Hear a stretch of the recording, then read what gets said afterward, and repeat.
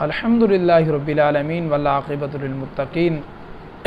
اما بعد فاعوذ باللہ من الشیطان الرجیم بسم اللہ الرحمن الرحیم۔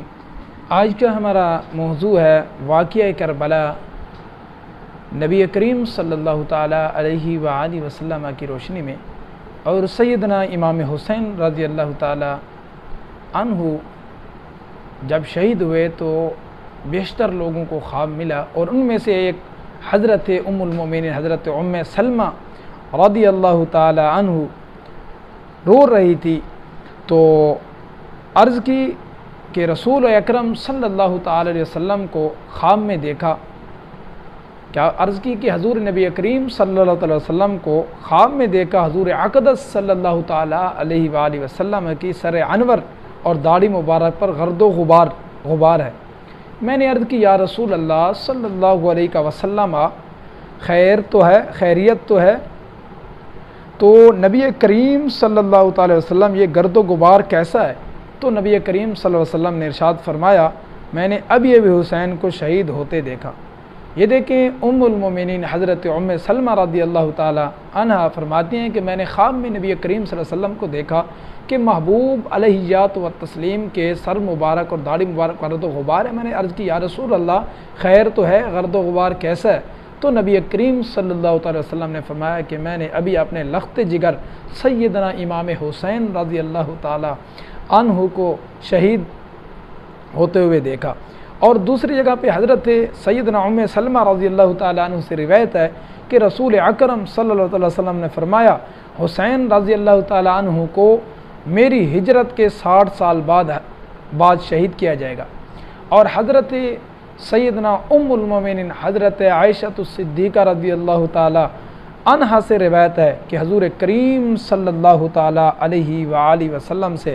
روایت ہے کہ سرکار ابد قرار صلی اللہ علیہ وسلم نے فرمایا مجھے حضرت جبریل علیہ السلام نے خبر دی ہے کہ میرے بعد میرے فرزند حسین کو نہر فرات کے کنارے کربلا کی زمین پر قتل کیا جائے گا، اور حضرت جبرائیل علیہ السلام میرے پاس یہ مٹی لائے اور بتایا کہ یہ امام حسین رضی اللہ تعالی عنہ کی خوابگاہ مقتل کی خاک ہے۔ حضرت یہ دیکھیں حضرت امی عائشہ رضی اللہ تعالیٰ فرماتی ہیں کہ نبی کریم صلی اللہ علیہ وسلم نے فرمایا کہ وہ جبریل میرے پاس تشریف لائے، اور ایک روایت میں یہ بھی آتا ہے کہ حضرت امام حسن حضرت امام حسین رضی اللہ تعالیٰ کھیل رہے تھے، یا ایک روایت میں یہ بھی آتا ہے کہ حضور علیہ الصلوۃ والسلام نے ان کو اپنی گود میں لیا ہوا تھا، اور جبریل آتے ہیں اور جبریل فرماتے ہیں حضور علیہ الصلوۃ والسلام کو محبت کرتے ہوئے کہ فرماتے ہیں کہ یہ جن سے آپ محبت کر رہے ہیں اسی کو آپ کے امتی ان کو شہید کر دیں گے۔ تو جبریل نے عرض کی اگر آپ اجازت دیں تو وہ میں آپ کو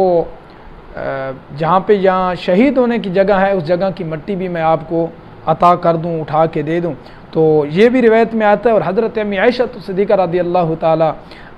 عنہا فرماتی ہیں کہ نبی کریم صلی اللہ تعالی وسلم کے پاس جبریل تشریف لائے، فرمایا کہ آپ کے لخت جگر کو شہید کیا جائے گا نہر فرات کے کنارے پر۔ حضرت سیدنا مولا علی شیر خدا رضی اللہ تعالیٰ فرماتے ہیں کہ ایک روز میں نے نبی کریم صلی اللہ تعالی وسلم کی بارگاہ میں حاضر ہو کر عرض کی یا رسول اللہ کیا کسی نے آپ کو ناراض کر دیا؟ آپ کی آنکھوں سے آنسو بہہ رہے ہیں۔ بات یہ ہے کہ ابھی حضرت جبرائیل علیہ السلام حضور نے فرمایا ابھی میری بارگاہ میں حضرت جبرائیل علیہ السلام تشریف لائے، نے بتایا کہ حسین کو حسین رضی اللہ تعالیٰ عنہ کو نہر فرات کے کنارے شہید کیا جائے گا۔ پھر انہوں نے مجھ سے کہا اگر آپ چاہیں تو آپ کو اس مٹی کی خوشبو سونگھا سکتا ہوں۔ میں نے نبی کریم علیہ الصلوۃ والسلام نے کہا میں نے اس بات میں جواب دیا، تب انہوں نے اپنا ہاتھ بڑھا کر ایک مٹھی بھر کر مٹی اٹھائی اور مجھے دے دی۔ بس اس وقت سے مجھے اپنے آنسو پر قابو نہیں رہا۔ دیکھیں کہ نبی کریم علیہ الصلوۃ والسلام کہ حضرت امام حسین رضی اللہ تعالی عنہ سے جو محبت فرماتے تھے کہ آپ اندازہ لگا سکتے ہیں، اور حضور علیہ الصلوۃ والسلام کے فرمان کے اندر بھی یہ موجود ہے کہ محبوب علیہ الصلوۃ والسلام کے امام حسن اور امام حسین یہ جگر کے ٹکڑے ہیں، لخت جگر ہیں۔ اور حضرت سیدنا عبداللہ بن عباس رضی اللہ تعالی عنہ فرماتے ہیں کہ ایک روز میں نے دوپہر کے وقت خواب میں رسول کریم صلی اللہ تعالی علیہ وآلہ وسلم کو دیکھا کہ بال مبارک بکھرے ہوئے ہیں، غرد و غبار پڑا ہوا ہے، حضور اقدس صلی اللہ علیہ وسلم کے ہاتھ مبارک میں ایک بوتل ہے۔ میں نے عرض کی یا رسول اللہ صلی اللہ علیہ وسلم، آپ پر میرے ماں باپ قربان، خیر تو ہے؟ فرمایا کہ یہ حسین اور ان کے ساتھیوں کا خون ہے جسے آج میں نے جمع کرتا رہا۔ حضرت ابن عباس رضی اللہ تعالیٰ عنہ فرماتے ہیں کہ میں نے خواب کا وقت یاد رکھا، بعد میں معلوم ہوا کہ یہ وہی وقت تھا جب حضرت حسین رضی اللہ تعالیٰ عنہ کی شہادت ہوئی تھی۔